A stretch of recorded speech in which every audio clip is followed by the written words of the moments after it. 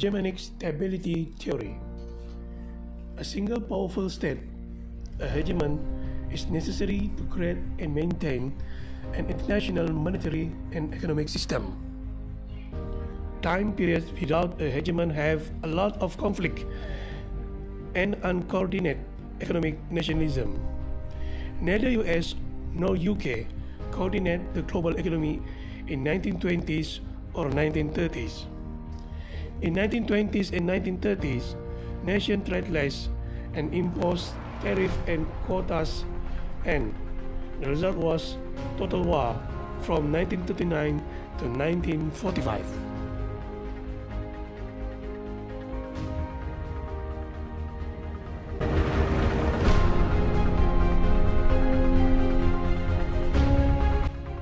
The Bretton Woods Agreement was reached in a 1944 summit held in New Hampshire, USA, on a site by the same name.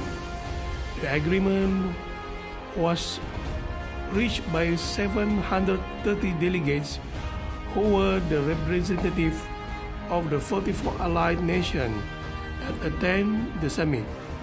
The delegates within the agreement used the gold standard to create a fixed currency exchange rate.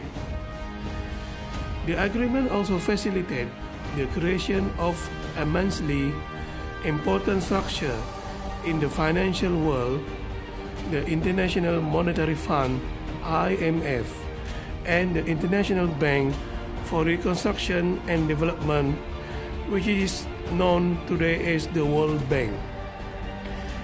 At that time, the world economic was very shaky, and the allied nations sought to meet to discuss and find a solution for the prevailing issues that plagued currency exchange.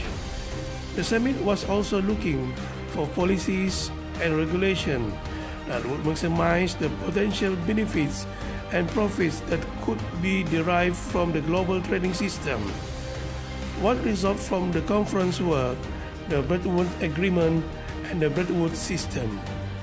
As a summary, number 1, the Bretton Woods Agreement established a system through which a fixed currency exchange rate could be created using gold as the universal standard.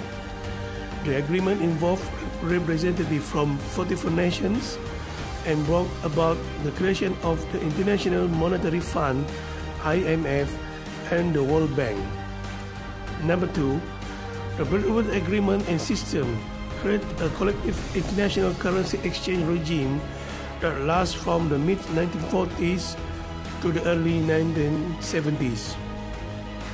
Number 3, the Bretton Woods system required a currency pegged to the US dollar, which was in turn pegged to the price of gold. The hegemon creates the system for its benefits, but other states tolerate or accept the system because the hegemon provides public goods. So, states are better off accepting the system than challenging it. Countries like Iran, North Korea, Myanmar or Burma, and Venezuela reject the system, so their economy do not develop. Thank you for watching my video about hegemonic stability theory and the Bretton Woods Agreement. Thank you.